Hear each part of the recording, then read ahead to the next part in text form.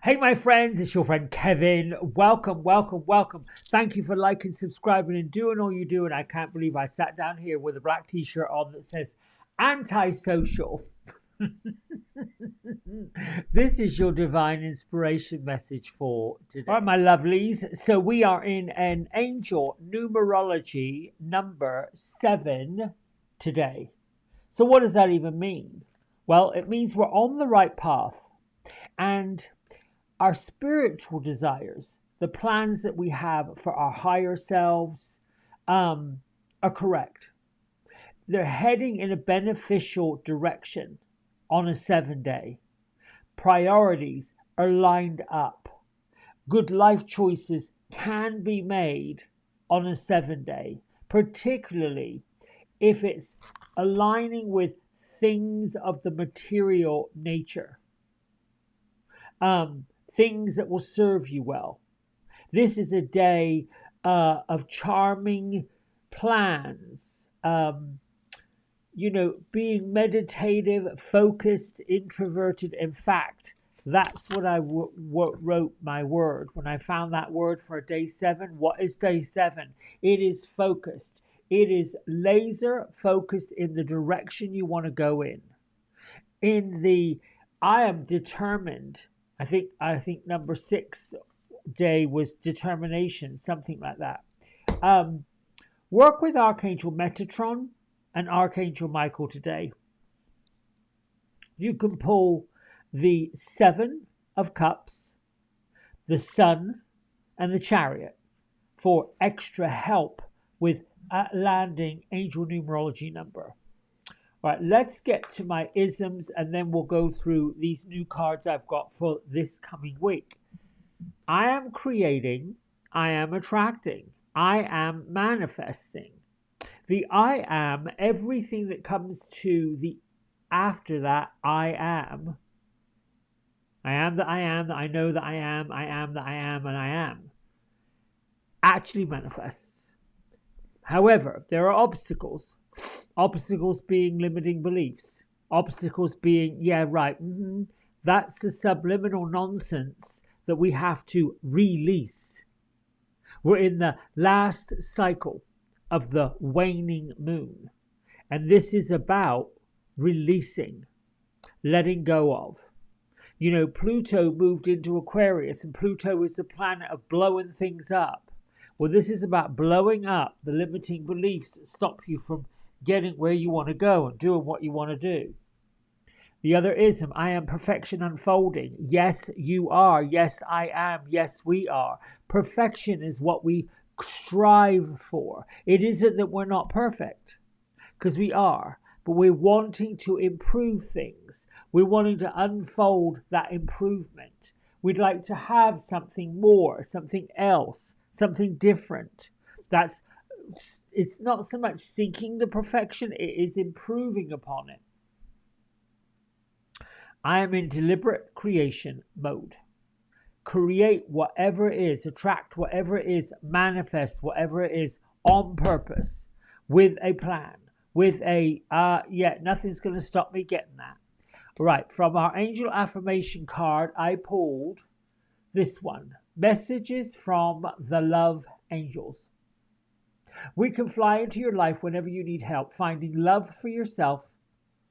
Allow us to help you see yourself clearly as a true beloved child of the divine. And your affirmation, I release self-judgment and I embrace self-love. I find beauty in every aspect of my being. And there's interesting, because this card is the card I shuffled and pulled first of them. Now, last night I was on a delightful reading with Susan B. and John Mothershead. And afterwards, I shuffled this deck of cards, asking who would like to come and work with me in reading and maybe be with us all week long. And Paul the Venetian showed up. So Paul the Venetian, who was in life, he actually passed in 1588.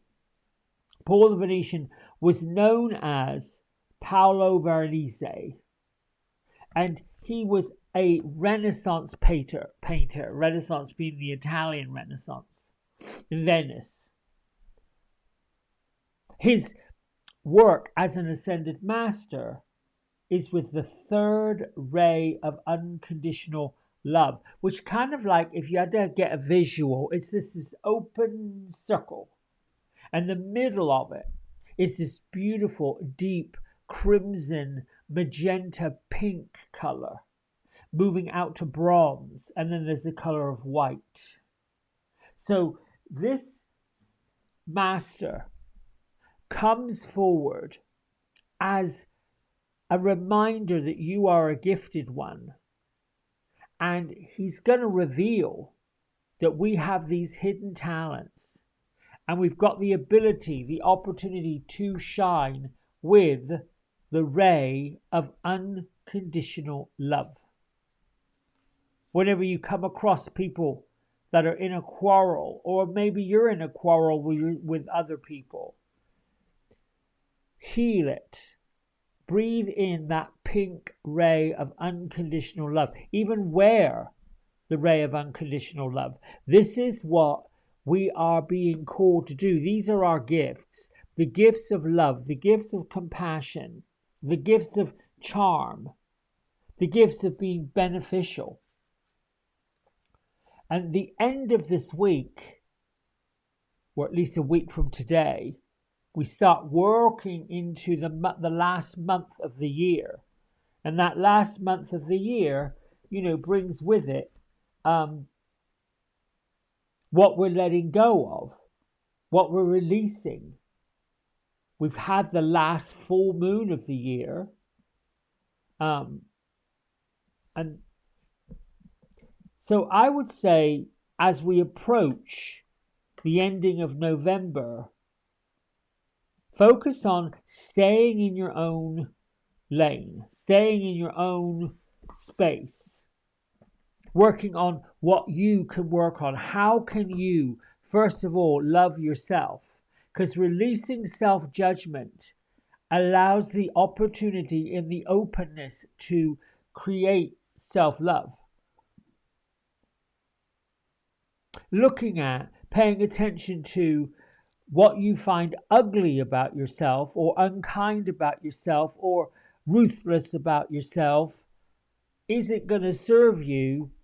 It's just going to keep compounding that same nonsense. The other part to approaching the last month of the year is to stop overdoing it. That came up in the delightful reading for me last night. Overwork.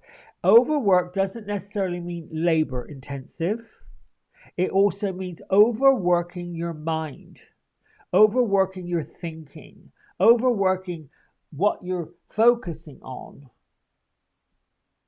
overdoing it.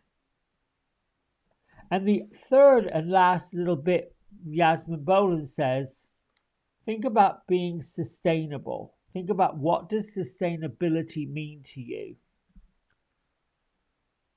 Now, according to her Tear Off Daily Diary, Yasmin Boland says we're heading to the end of the waning cycle. So it's a reminder to what are we going to release. When you release drama, you manifest more clearly as the new moon arrives in Sagittarius on the December 1st, which I believe is a week from today. All right, on to the next card. We have to do our angelic activation. Now, the Miriam, not the Miriams, plural, but the Miriam is a collection of two twin angels. Very little is known about these twin angels. Kyle Gray studies them. There's reference to them in the Bible. They showed up at the tomb of Jesus when Mary Magdalene was stricken with grief at having lost her beloved master. And the Miriam show up to allow us to cope with any grieving process. Like I said, if we're coming to the point of self-love, unconditional love, light, the third ray of unconditional love from Paul the Venetian, if we're looking at loving our gifts, if we're looking at loving ourselves, if we're looking at seeing ourselves as a child of the divine, we have to grieve what we're letting go of. There is an awful lot of grieving going on. Now, I'm not just talking about the loss of life and the loss of loved ones. I'm talking about the loss of things that we put value to that are no longer serving us, that have to be let go of.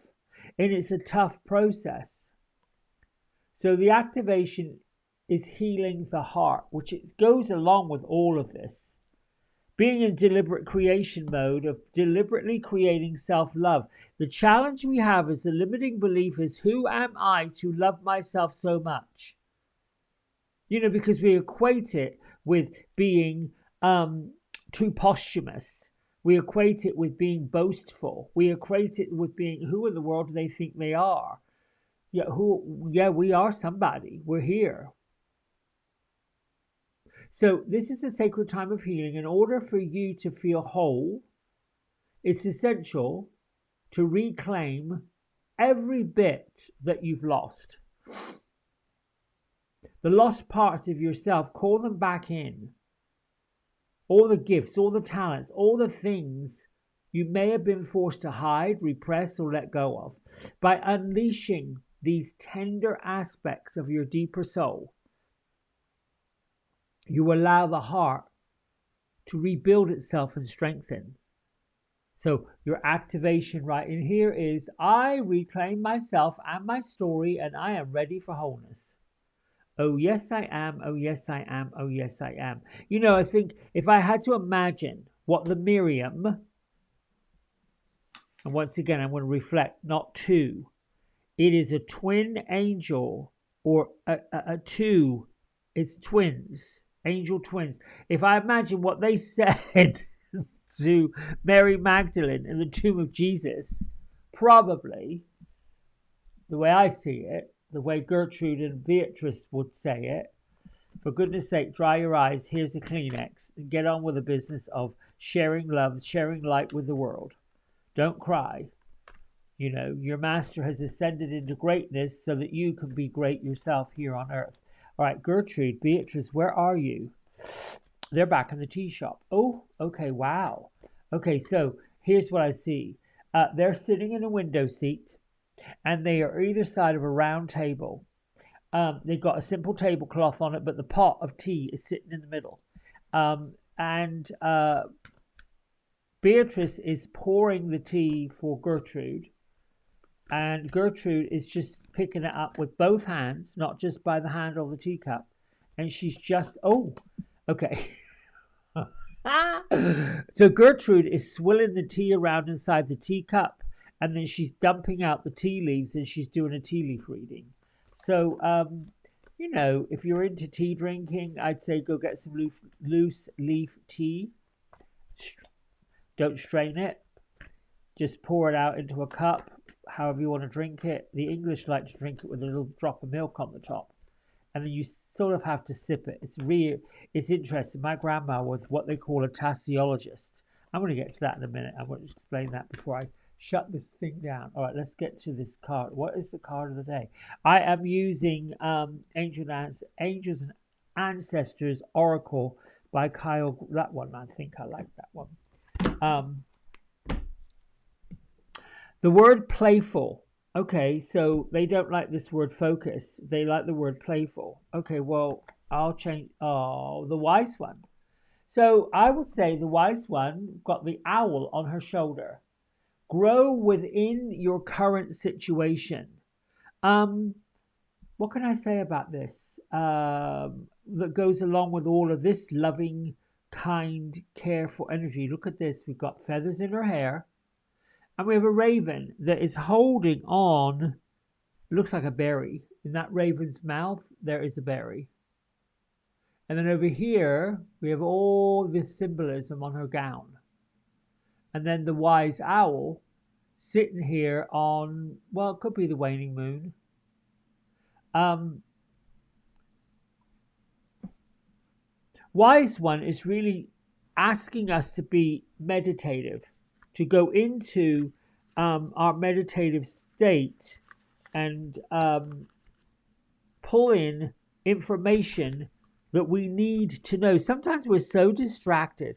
And what I'll also add to this is, the holidays are coming up. So people are focusing on family. They're focusing on what they've got to do. They're focusing on where they got to go and who's coming where, what way. And how.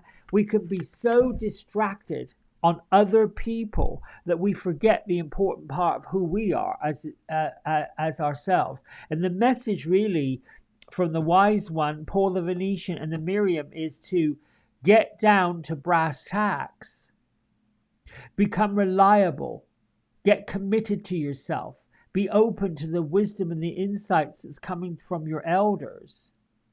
This wise woman is the aspect of the goddess energy. This is like paganism, if you will. This is why all these symbols look like pagan symbols to me. I'd say get in touch with your goddess energy. The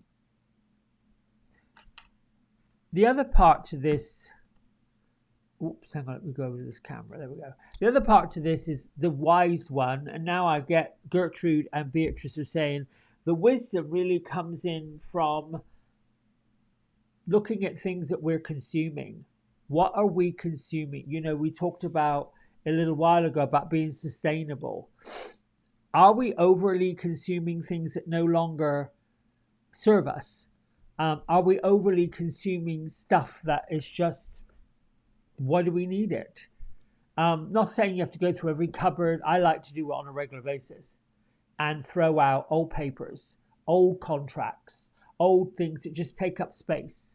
Now that we're in a digital age, we can transfer all that into digital form. I'm trying to land where we're being asked this last month of the year to find out where our wisdom lies, where our truth lies, where we have our belief systems, particularly when it's time to release some of the belief systems that no longer serve us, because it takes a bit of courage to do that. And I think Gertrude and Beatrice sitting in a tea shop, enjoying pastries, enjoying what they enjoy, time with each other. She's swilling the teacup round. She's going to do a reading for her sister here. What was I going to say about that? My grandmother was a tassiologist. That's a tea leaf reader. And, it's difficult because you've got to strain the tea leaves, through your lips. Sip, sip, sip. Basically, what happens, loose leaf tea eventually will sink to the bottom of the cup. So as you get to the bottom of the teacup, after you finish drinking it, you've got the grounds in the bottom. Some people read coffee grounds. I know they do that in Eastern Europe because they don't necessarily drink too much tea. But then once you get to the bottom of the teacup and you've got a little bit of what I call tea slurry in the bottom, you swill it around 3 times according to the clock. Clockwise, and then you open it up, tip it out, and just tap it on the saucer. That's why English women have a cup and a saucer, not just because they get messy or they put the biscuit and dunk the biscuit in. I'm giving you way too much information. And then, starting from the handle of the cup, you go around according to the clock. And you just intuitively read the pattern that the tea leaves make on the inside the cup. There you go, just a bit of trivial. All right, my friends, I think that's it. Really, get in touch with your gifts, release what doesn't serve you, and concentrate on self-love. Until tomorrow. Bye. Hey everybody, we hope you've enjoyed the video. If you did, don't forget to like, subscribe and share it with all your friends.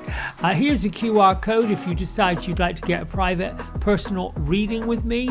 I'm available most evenings and on the weekends. Just go over to the website, book in what session, 30 minutes, 60 minutes, and then fill in the contact information and I'll be back in touch. And if you feel kind enough, here is a link to my donation button. Energy exchange of any amount is always gratefully received. Until next time, be well, be blessed, and thanks so much for watching. Bye.